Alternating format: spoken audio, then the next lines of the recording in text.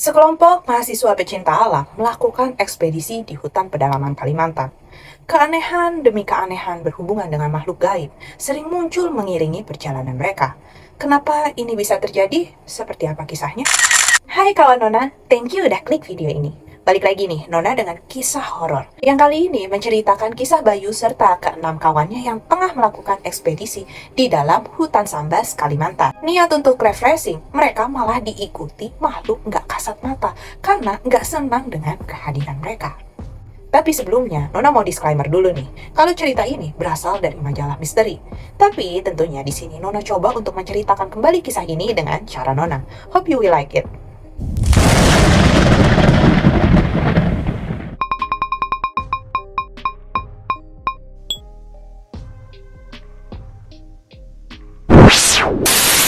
Cerita ini diceritakan oleh Bayu ketika ia bereksplorasi bersama 6 kawannya, yaitu Ikhwan, Bang Nyam-Nyam, Adi, Iskandar, Iwan, dan Atika. Mereka semua seumuran, hanya Bang Nyam-Nyam yang lebih tua beberapa tahun karena dia tuh kakak tingkatnya mereka. Kala itu, kota Pontianak tampak mendung dan berkabut. Sekitar bulan Juni dan Juli gitu ya. Bayu ini sedang libur semester setelah selesai ujian. Dia tuh ingin berlibur melepas penat, tapi dia tuh nggak tahu harus kemana. Asalnya bukan dari Kalimantan. Jadi untuk kembali ke rumahnya rasanya butuh waktu dan biaya yang lumayan gitu. Nah, keadaan di kota itu pun sedang nggak baik-baik aja. Perang saudara sedang berkecamuk. Rasa was-was dan gak nyaman menyelimuti pikirannya Bayu. Saat itu tuh, peristiwa memilukan sekaligus berdarah telah terjadi. Sebuah peristiwa yang sebenarnya muncul dari permasalahan yang sepele, tapi telah mampu menciptakan kerusuhan yang cukup hebat. Peristiwa tersebut adalah konflik antar etnis yang telah menelan banyak korban jiwa. Mulai dari orang tua sampai anak-anak gak luput menjadi korban karena ketidaktahuan mereka. Mungkin ada beberapa kawan Nona yang tahu akan kerusuhan Sambas yang terjadi sekitar tahun 1999. Tapi di sini Nona nggak akan ceritain tentang kerusuhan itu ya. Nah, kerusuhan inilah yang dialami Bayu atau Pak Bayu, karena itu udah lama banget ya. Ceritanya 1999, saat itu tuh Nona masih awal SD atau TK gitu ya. Tapi ya biar mudah, nanti kita akan sebut semua anggota perjalanan ini dengan nama panggilan mereka aja gitu ya. Nah, suatu hari nih, seorang kawannya Bayu yang bernama Iwan tuh datang mengetuk pintu kamar kosnya. Nah, Iwan sendiri ini merupakan salah satu kawannya Bayu di Fakultas Kehutanan. Jadi, Bayu ini emang kuliahnya di Fakultas Kehutanan ya. Nah, maksud kedatangannya Iwan ini adalah untuk mengajak Bayu bergabung dalam rombongan pecinta alam. Jadi, itu sebenarnya Bayu bukan anak pecinta alam gitu ya, karena bingung mau ngapain ya diajakin gitu ya. Mereka ini berencana mengisi liburan semester dengan melakukan ekspedisi ke hutan pedalaman di Kalimantan.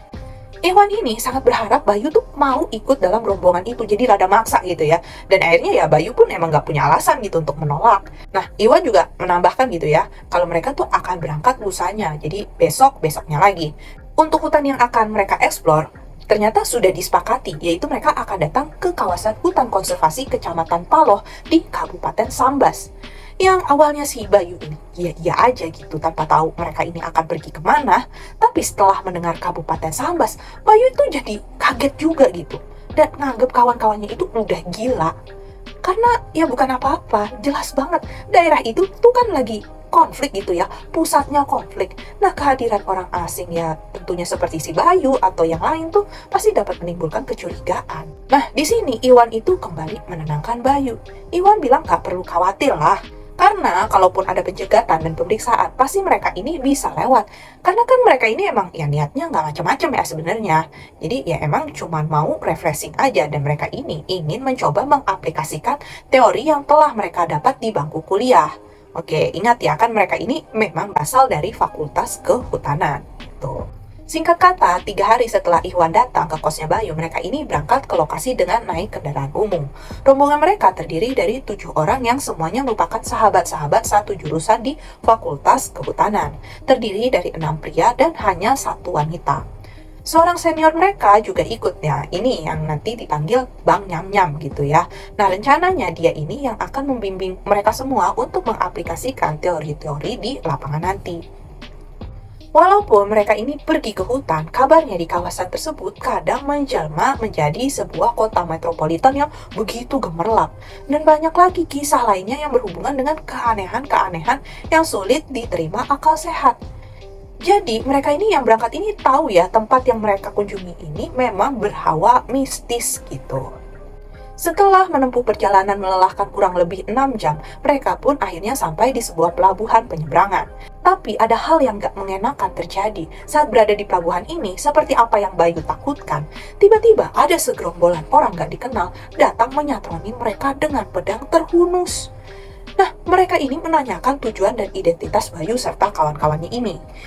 Salah satu dari mereka malah bertindak represif gitu ya, dengan mengayun-ngayunkan goloknya di depan Bayu dan kawan-kawannya. Jadi, serem banget sih. Untungnya si Bang Nyam-Nyam ini yang sebenarnya merupakan penduduk asli setempat, dia bertindak cepat gitu dengan menggunakan bahasa mereka. Bang Nyam-Nyam tuh menjelaskan bahwa mereka ini semua adalah mahasiswa yang sedang mendapatkan tugas dari kampus untuk melakukan penelitian gitu ya. Jadi ya bohong-bohong dikit lah ya.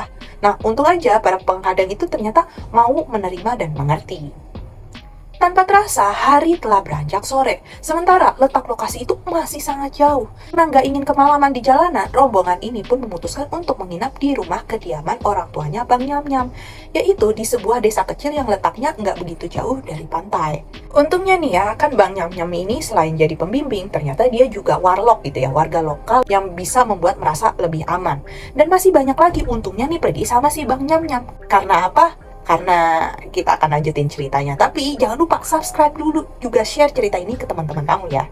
Nah, keesokan paginya barulah setelah meneruskan perjalanan menuju tempat yang dimaksud, kali ini mereka nih memilih menempuh dengan berjalan kaki gitu ya. Setelah 1 harian menapakkan kaki di atas aspal yang panas dan berdebu, akhirnya mereka ini tiba di sebuah pantai. Lagi-lagi mereka pun memutuskan untuk menginap di sana. Tapi aneh, saat berada di pantai tersebut, tiba-tiba Bayu tuh merasakan takut yang luar biasa, kayak feelingnya tuh gak enak gitu. Tapi gak hanya Bayu yang mengalaminya, kedua temannya Bayu yaitu Ikhwan dan si Atika ini yang cewek sendiri ini, mereka tuh juga ngerasain seperti ada sesuatu yang sedang perhatiin mereka gitu, mengintai mereka, bahkan mengelilingi mereka. Jadi ya, yang memperhatikan mereka tuh bukan cuma satu makhluk ya, jadi kayak dilihatin banyak orang gitu perasaan mereka tuh. Nah, perasaan tersebut terasa semakin menjadi tatkala si Bang Nyam-Nyam ini menghampiri dan menanyakan sesuatu pada mereka. Apakah ada di antara kalian yang menjadi makmum saat abang sholat isya tadi? Jadi tanyanya Bang Nyam-Nyam kayak gitu ya. Nah, mereka ini kan semua saling bertukar pandang gitu ya. Lihat-lihatan. Bingung gitu. Karena sedari tadi tuh mereka semua ada di dalam tenda. Nggak ada yang keluar. Gimana mau jadi makmum gitu. Si Atika ini malah balik bertanya, emangnya kenapa Bang? Gitu kan.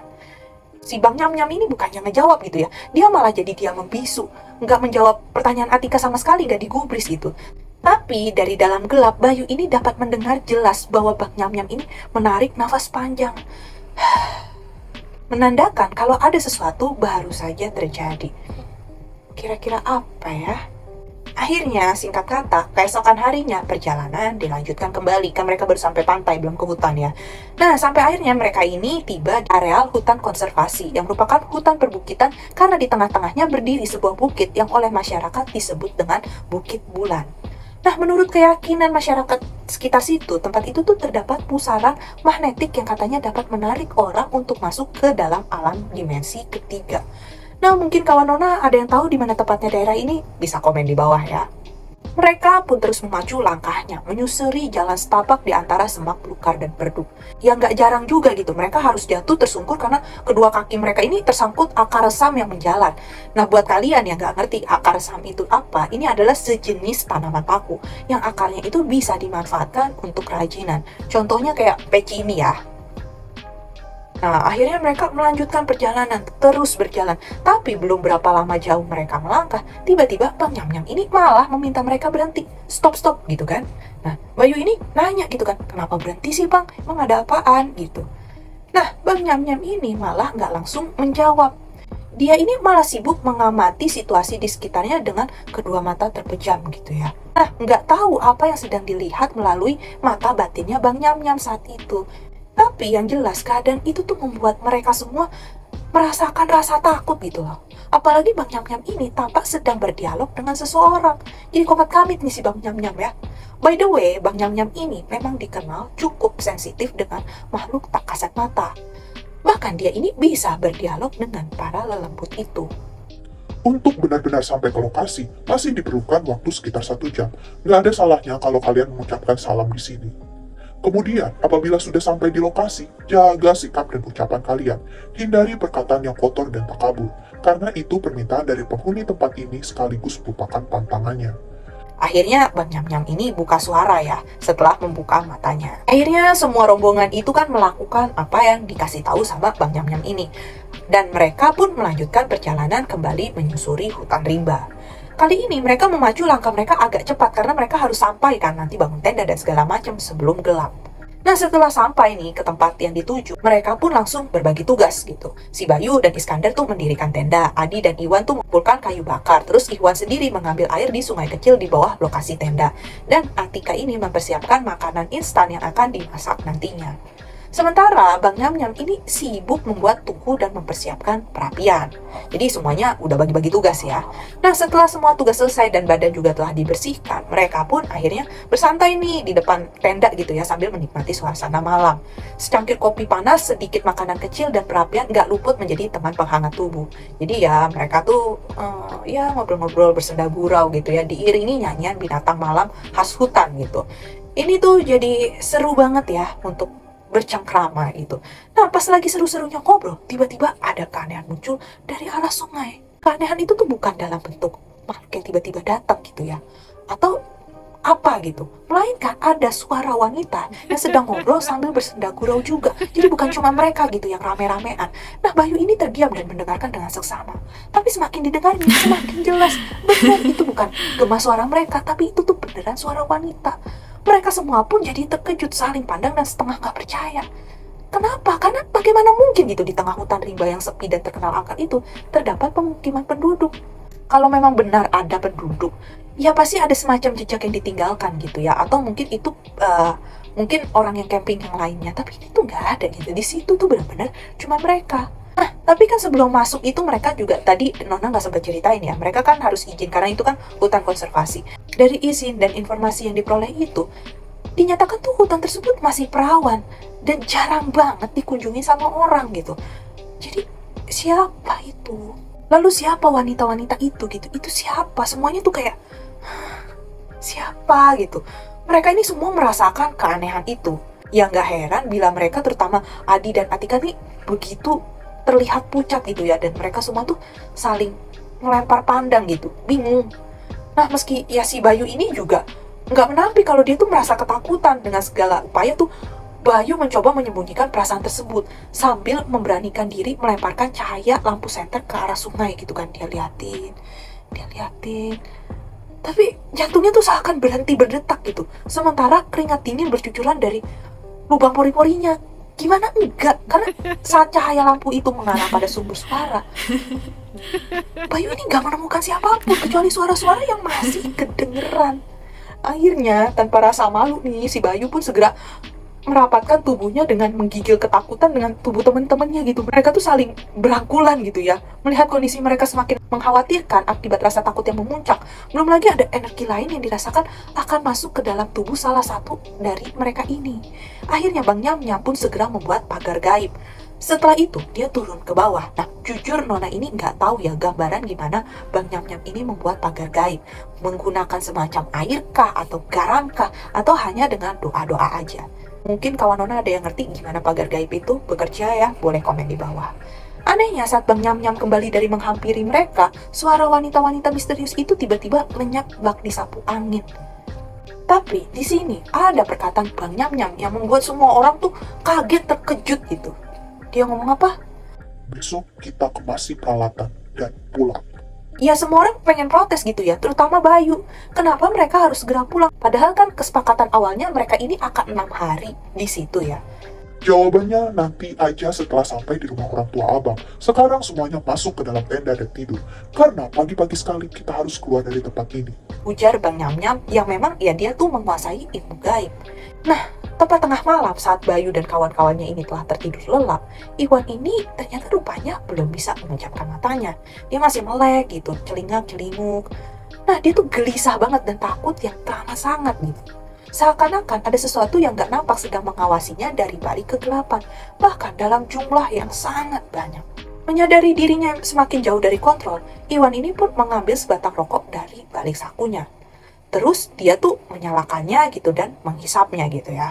Nah, sesaat dirinya ini dapat membuang segala bentuk kegelisahan dan ketakutannya itu. Tapi belum lama dirinya ini merasa tenang, tiba-tiba kedua matanya ini menangkap sesuatu pemandangan yang menyeramkan. Ya, si Iwan ini melihat sesosok wanita bergaun putih dengan wajah yang sangat menakutkan, sedang asik berjuntai di antara pohon-pohon pulai. Iwan tuh sempat mematung gitu. Sesekali wanita tersebut melemparkan pandangannya pada Iwan, jadi tatap-tatapan gitu, sambil perlahan melayang mencoba mendekati tenda.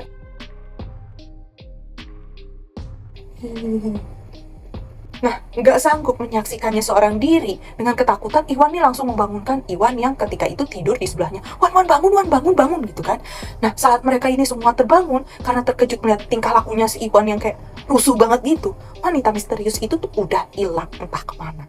Tapi wajah Iwan ini masih terlihat pucat banget dan berkeringat. Ya iyalah, dia mau disamperin gitu kan. Setelah kondisinya agak stabil, Iwan pun menceritakan perihal kejadian yang baru dialaminya itu pada teman-temannya ini ya, terutama kepada Bang Nyam-Nyam.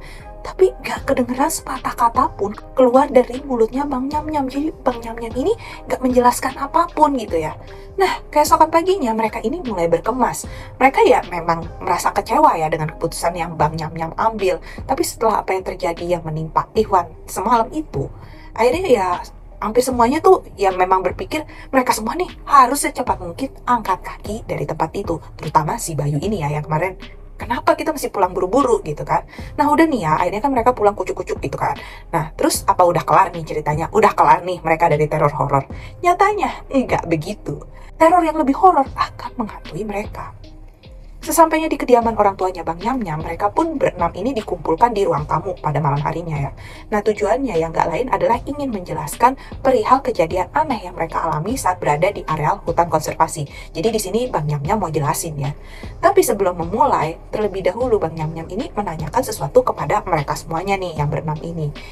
Apakah ada di antara kalian yang pernah menuntut ilmu gaib karena peristiwa tersebut berhubungan dengan itu? Nah, nggak ada nih satupun dari mereka yang ngejawab. Terus terang mereka semua nih bingung dengan pertanyaan itu. Jadi malah gimana sih maksudnya? Tapi di tengah kebingungan itu, Bayu tuh sempat melihat kalau Bang Nyam-Nyam ini mengarah pada salah satu kawan mereka gitu ya. Dia tuh ngeliatin Iwan. Sementara Iwan ini tuh ya udah dia cuma nundukin kepalanya aja, nggak bersuara apapun. Ada apa dengan si Iwan ini ya? Terus si Bang Nyam-Nyam ini ngelanjutin kan. Abang gak memaksa kalian untuk menjawab, tapi jangan salahkan abang bila terjadi sesuatu kembali kepada kalian. Ya si Bang Nyam-Nyam ngomong gitu tapi dia tenang-tenang aja gitu. Nah suasana pun berubah jadi hening. Mereka semua tuh cuman diem aja, cuman terdengar deru nafas yang gak beraturan dari masing-masing mereka. Mereka semua ini khawatir gitu. Apa ya yang sebenarnya terjadi? Semua masing-masing bertanya tapi gak sanggup ngomong. Nah gak lama Bang Nyam-Nyam pun lanjut bicara dan menjelaskan kalau hutan yang mereka masuki kemarin itu adalah wilayah kerajaan gaib bernama Paloh yang dijaga ketat oleh para prajuritnya di setiap penjurunya. Sementara di sekitar lokasi pendirian tenda merupakan tempat pemandian para dayang-dayang kerajaan. Jadi di sungai itu gitu ya. Jadi apa yang kalian dengar malam itu adalah suara para dayang yang sedang mandi di pemandian mereka. Gitu ya kata Bang Nyam-Nyam. Nah mendengar hal itu gak ada seorang pun yang berani bertanya gitu ya. Misalnya itu siapa, apa, mereka tuh kayak gimana. Apalagi berkomentar, takutlah mereka semua nih. Mereka cuma menundukkan kepala aja gitu ya. Sambil nginget-nginget kejadian yang aneh banget itu. Nah akhirnya Bang Nyam-Nyam pun menjelaskan kembali ya. Sebenarnya, kedatangan kita sebelum tiba di lokasi sudah tercium oleh makhluk penghuni kerajaan, terutama saat kita menginap di pantai. Ini terjadi karena ilmu yang dimiliki seseorang di antara kalian itu bertentangan dengan mereka. Selain memiliki energi yang panas, mereka juga ingin menguji kemampuan si pemegang ilmu tersebut.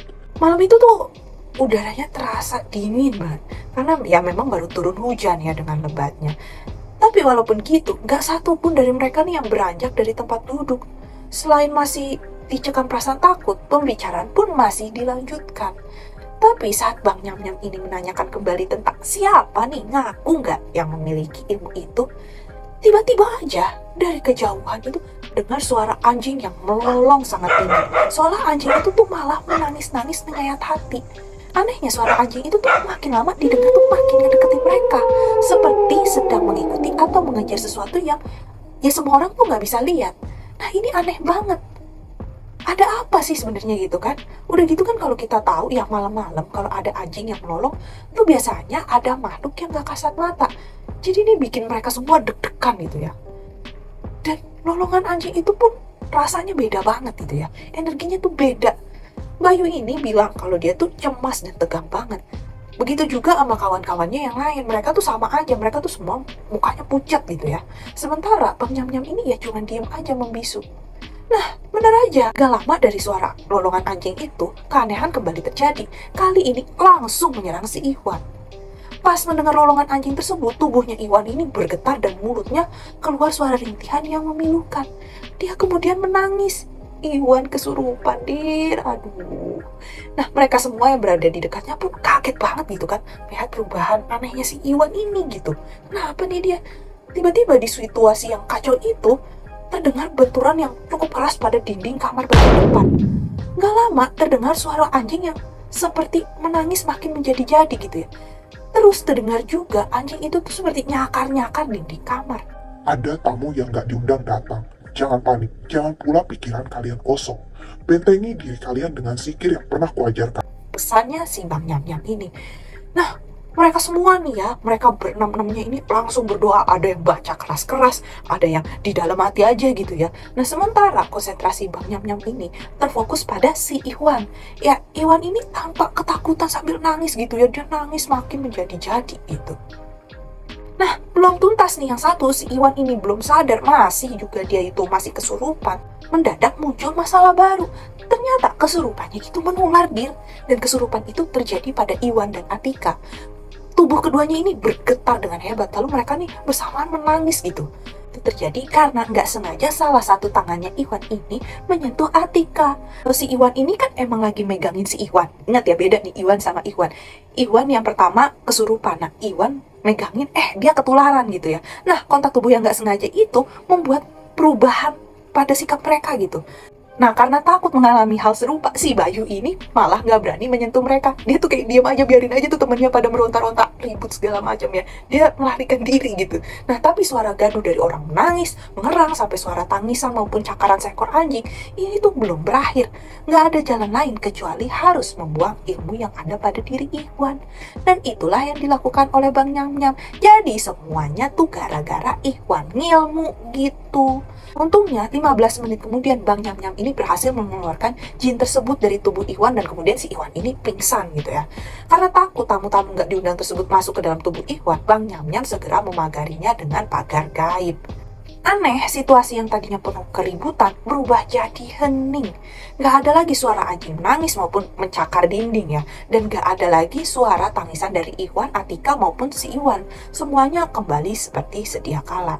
Dan beberapa menit kemudian si Bang Nyam-Nyam ini mengusapkan air penawar pada wajahnya Iwan. Akhirnya si Iwan pun sadar gitu ya. Bang Nyam-Nyam segera menyuruh Iwan ini untuk sholat.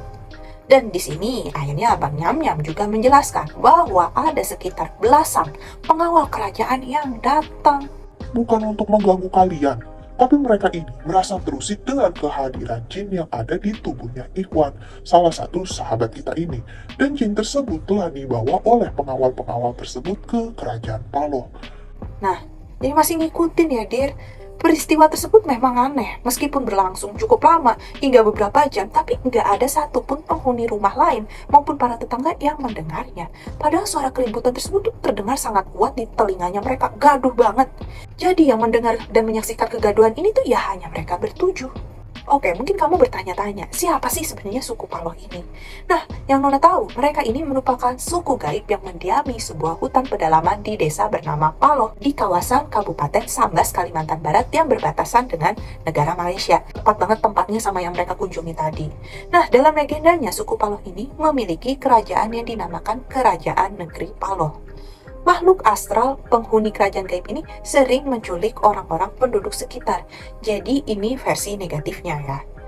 Nah, karena kerap menunjukkan diri kepada manusia, kemunculan dari suku Paloh ini sudah dianggap hal yang biasa bagi warga setempat. Jadi ingat sama kisahnya orang Bunian juga ya. Orang-orang yang pernah melihat mengatakan bahwa peradaban suku ini tuh sangat maju. Mereka tuh seperti layaknya manusia biasa yang berjualan, bersosialisasi, hingga punya keluarga. Ada sebuah cerita mistis yang menguatkan keberadaan negeri Paloh. Jadi waktu itu tuh ada sebuah pesawat TNI AU yang hilang pada tahun 1970-an. Nah, pesawat ini tuh tiba-tiba hilang tanpa jejak sewaktu mendekati wilayah negeri Paloh. Menurut penerawangan seseorang yang memiliki kekuatan spiritual, para awak dan penumpang pesawat ini sebenarnya nggak meninggal gitu. Mereka malah diselamatkan oleh penghuni negeri Paloh dan menetap di negeri Paloh itu. Nah, semenjak kejadian lenyapnya pesawat TNI AU itu, makhluk halus negeri Paloh ini lebih sering lagi menampakkan diri. Penduduk sekitar juga seringkali melihat adanya sebuah kota modern yang muncul di tengah-tengah hutan belantara, kayak yang awal-awal tadi Nona ceritain ya. Biasanya juga pada waktu-waktu tertentu mereka ini juga sering tiba-tiba mendengar hiruk-pikuk seperti keadaan di sebuah kota yang besar. Kalau dilihat dari kasat mata ya, wilayah negeri Paloh ini ya hanya sebuah hutan belantara. Hutan ini dijadikan tempat konservasi untuk pemerintah setempat dan dijadikan tempat wisata alam. Beberapa penduduk setempat dan wisatawan mengaku pernah melihat penampakan sebuah kota yang modern muncul di tengah-tengah hutan belantara. Nah, beberapa orang itu berhasil kembali atas kehendak penghuni negeri Paloh, tapi ada juga yang nggak kembali. Nah, mereka yang kembali ini hanya bercerita jika mereka ini diajak bermain-main oleh anak-anak kecil lainnya. Jadi ada yang bilang mereka yang hilang ini adalah anak-anak kecil, dan anak-anak kecil itu bercerita bahwa mereka ini diajak main sama anak-anak kecil dari negeri Paloh. Nah, anak-anak kecil ini ia disebut juga katanya kaum Bunian. Nah, bentuknya ini kayak apa sih? Bentuk mereka ini dikatakan hampir sama dengan manusia pada umumnya. Tapi jika dilihat lebih teliti, ada gitu ya perbedaan di area wajahnya mereka ini. Kaum Bunian ini nggak mempunyai garis antara hidung dan bibir. Jadi kan kita punya ini ya. Mereka nggak punya filtrum, ini namanya filtrum ya. Nah, suku Paloh ini tidak bersifat menakuti. Bahkan mereka ini dalam ceritanya turut mengusir pendatang yang ingin berbuat jahat pada zaman dulunya. Nah, kalau ini kan versi baiknya ya. Jadi gimana nih, Dir? Kalau kamu tuh percaya kalau suku Paloh ini baik atau jahat? Atau kamu punya pendapat lain? Atau mungkin info tambahan tentang suku Paloh ini? Boleh ya, nanti kamu ceritain aja lagi. Oke, sekian kisah kali ini tentang pengalamannya Bayu dan kawan-kawannya di dalam hutan Kalimantan yang ternyata malah tidak disukai makhluk tak kasat mata di sana. Bahkan sampai dikejar walaupun udah keluar dari hutan. Jadi makanya nggak usah deh kamu aneh-aneh kan. Niat yang baik aja gitu untuk segala sesuatunya. Nah, di sini ada nggak sih kawan Nona yang pernah mengalami hal serupa? Mungkin juga eksplorasi ke hutan atau mungkin mendaki gunung? Atau kamu punya tanggapan tentang kisah ini? Nah, kamu bisa langsung aja komen di bawah apa pendapat kamu. Atau mungkin juga kamu punya pengalaman horor juga, ya boleh banget berbagi kisah kamu itu ke email Nona di nonagaulmalam@gmail.com. Untuk cerita yang terpilih akan ada satu bingkisan menarik untuk kamu. Tentunya, kalau kamu suka video ini, jangan lupa untuk like, subscribe, dan tekan tombol lonceng biar Nona makin semangat untuk menghadirkan kisah-kisah yang pastinya nggak kalah seru untuk dibahas dan bikin bulu kuduk merinding. Bye! La la la la